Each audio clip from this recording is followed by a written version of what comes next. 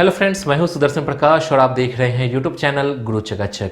दोस्तों, आज का हमारा टॉपिक है how to become a CBI officer, मतलब सीबीआई ऑफिसर कैसे बने। दोस्तों, सीबीआई ऑफिसर एक पोस्ट का नाम है जिसका फुल फॉर्म होता है सेंट्रल ब्यूरो ऑफ इन्वेस्टिगेशन, जिसे हिंदी में केंद्रीय जांच ब्यूरो कहते हैं, और ये भारत की प्रमुख जांच एजेंसी है।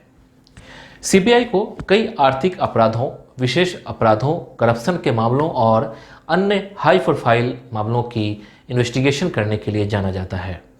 तो दोस्तों, इस वीडियो में टाइटल से रिलेटेड बहुत सारी इन्फॉर्मेशन दूंगा। उससे पहले जान लीजिए कि वीडियो में आगे क्या क्या बताने वाला हूँ। सीबीआई क्या होता है, सीबीआई ज्वाइन कैसे करें, क्वालिफिकेशन क्या चाहिए, उम्र सीमा क्या है, फॉर्म भरने के लिए कितना परसेंट चाहिए, एग्जाम के कितने स्टेज होते हैं, इसका सिलेबस क्या है, फिजिकल टेस्ट में क्या होगा, इसमें सैलरी कितनी मिलती है और इसके लिए तैयारी कैसे की जाए। वीडियो में आगे बढ़ने से पहले अगर आपने अभी तक इस चैनल को सब्सक्राइब नहीं किया है तो प्लीज़ कर लीजिए, साथ ही बेल आइकन पर प्रेस कर लीजिए ताकि नए वीडियो के नोटिफिकेशन सबसे पहले आपको मिले।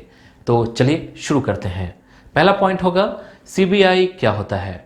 दोस्तों, सीबीआई भारत की प्रमुख जांच एजेंसी है जो भारत की सुरक्षा से जुड़े हुए अलग अलग मसलों को सुलझाती है। इसका ज़्यादातर कार्य सुप्रीम कोर्ट, हाई कोर्ट और केंद्र सरकार के आदेश पर ही होता है।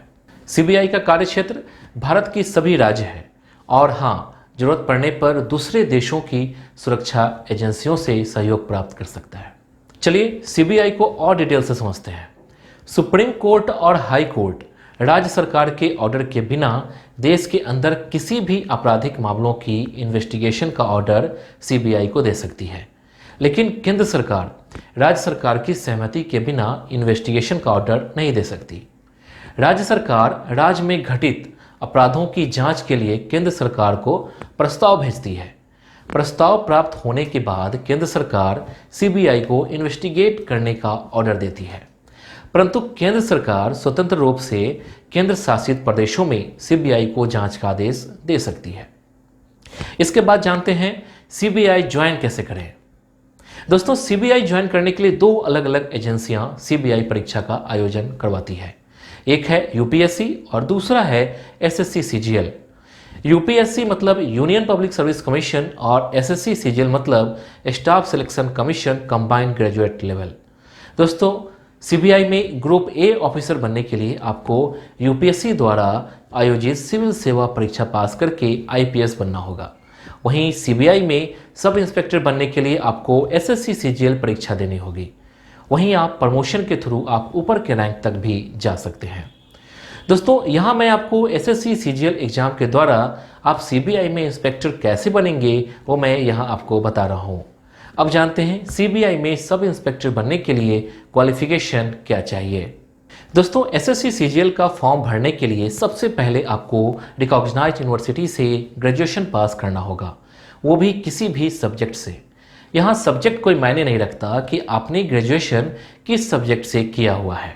मतलब अगर आपका ग्रेजुएशन आर्ट्स, कॉमर्स, साइंस या कोई भी बैचलर डिग्री है, आप एसएससी सीजीएल का फॉर्म भरने के लिए एलिजिबल हैं। तो चलिए नेक्स्ट पॉइंट पे चलते हैं।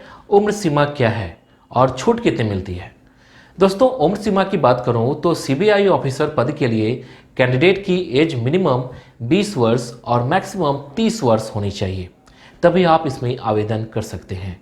पहले मैक्सिमम एज लिमिट 27 वर्ष था, अब इसे रिवाइज करके मैक्सिमम एज लिमिट 30 वर्ष कर दिया गया है। दोस्तों, इसमें एससी, एसटी और ओबीसी को उम्र में छूट देने का भी प्रावधान है। जो छूट मिलती है वो एससी, एसटी को 5 वर्ष, ओबीसी को 3 वर्ष और पीडब्ल्यूडी को 10 वर्ष छूट मिलती है। यहाँ तक तो कोई कन्फ्यूजन नहीं है। अगर कहीं कोई कन्फ्यूजन हो रही है तो आप कमेंट में सवाल जरूर पूछिए, मैं आपके सभी सवालों का जवाब दूंगा। अब जानते हैं फॉर्म भरने के लिए कितना परसेंट चाहिए। दोस्तों, फॉर्म भरने के लिए मिनिमम क्वालिफिकेशन ग्रेजुएशन है, मतलब कोई भी बैचलर डिग्री होनी चाहिए, और जहाँ तक परसेंटेज रिक्वायर्ड की बात है तो आप सिर्फ पास मार्क्स होना चाहिए। आप फॉर्म भरने के लिए एलिजिबल हैं। ध्यान रखिए, यहाँ कोई परसेंटेज रिक्वायर्ड नहीं है। अब जानते हैं एग्जाम के कितने स्टेज होते हैं। दोस्तों, एग्जाम के 4 स्टेज होते हैं, टायर 1, टायर 2, टायर 3 और टायर 4। टायर 1 और टायर 2 कंप्यूटर बेस्ड टेस्ट है, वहीं टायर 3 पेन और पेपर मोड है जिसे डिस्क्रिप्टिव पेपर कहते हैं। और tier 4 computer proficiency test, data entry skill test. इतने सारे एग्जाम क्लियर करने के बाद ही ऑफिसर बन पाएंगे। अब जानते हैं इसका सिलेबस क्या है। दोस्तों जैसा कि आपको पता है टायर 1 और टायर 2 कंप्यूटर बेस्ड एग्जाम है, वहीं इन दोनों एग्जाम के सिलेबस में अंतर है। जैसे टायर 1 की बात करूँ तो इसमें 4 सब्जेक्ट से क्वेश्चन पूछे जाते हैं और जो क्वेश्चन पूछा जाता है उसमें general intelligence and reasoning, general awareness, quantitative aptitude मतलब मैथ्स, इंग्लिश कॉम्प्रिहेंशन। दोस्तों इन सभी चारों सब्जेक्ट से 25-25 क्वेश्चन होते हैं, 50-50 मार्क्स के, मतलब टोटल 100 क्वेश्चन होते हैं 200 मार्क्स के। इन सभी क्वेश्चन को सॉल्व करने के लिए आपको समय मिलता है 60 मिनट, मतलब पूरे 1 घंटे। इतने टाइम में आपको क्वेश्चन सॉल्व करने हैं। दोस्तों इसमें नेगेटिव मार्किंग का भी प्रावधान है। हर गलत आंसर देने पर 0.50 मार्क्स काट लिए जाएंगे। इसके बाद आता है टायर 2। इसमें भी 2 सब्जेक्ट से सवाल रहते हैं, quantitative ability, English language and comprehension. देखिए क्वांटिटेटिव एबिलिटी और इंग्लिश लैंग्वेज एंड कॉम्प्रिहेंशन से 200-200 क्वेश्चन होते हैं, 200-200 मार्क्स के। यहाँ ध्यान रखिए सभी सब्जेक्ट के अलग अलग 2-2 घंटे का टाइम मिलता है, मतलब मैथ्स के लिए 2 घंटे और इंग्लिश के लिए 2 घंटे, ऐसे अलग अलग टाइम मिलता है। दोस्तों टायर 2 में भी नेगेटिव मार्किंग का प्रावधान है। मैथ्स और इंग्लिश में हर गलत आंसर देने पर 0.25 मार्क्स काट लिए जाते हैं। अब जानते हैं टायर 3 एग्जाम के बारे में। दोस्तों टायर 3 एग्जाम डिस्क्रिप्टिव पेपर का है। इसमें हिंदी या इंग्लिश आप जिस भाषा में लिख सकते हैं उसमें एसे, प्रेसिज, लेटर, एप्लीकेशन लिखने को दिया जाता है। इसमें मिनिमम 33% मार्क्स लाना जरूरी है, नहीं तो आप डिसक्वालीफाई हो जाएंगे। इस एग्जाम को क्वालिफाई करना बेहद जरूरी है। अब जानते हैं टायर 4 एग्जाम के बारे में। दोस्तों इसमें कंप्यूटर प्रोफिशिएंसी टेस्ट मतलब CPT और डेटा एंट्री स्पीड टेस्ट मतलब DEST लिया जाता है। मतलब आपको हिंदी या इंग्लिश में टाइपिंग आनी चाहिए क्योंकि उसका भी टेस्ट लिया जाता है। यहाँ ध्यान दीजिए कि टायर 4 एग्जाम सिर्फ क्वालिफाई करने के लिए है, क्योंकि इससे आपकी मेरिट में कोई फ़र्क नहीं पड़ता। ध्यान रखिए इसके बाद फिजिकल टेस्ट और पर्सनल इंटरव्यू भी होता है। दोस्तों सिलेबस तो आपने समझ लिया।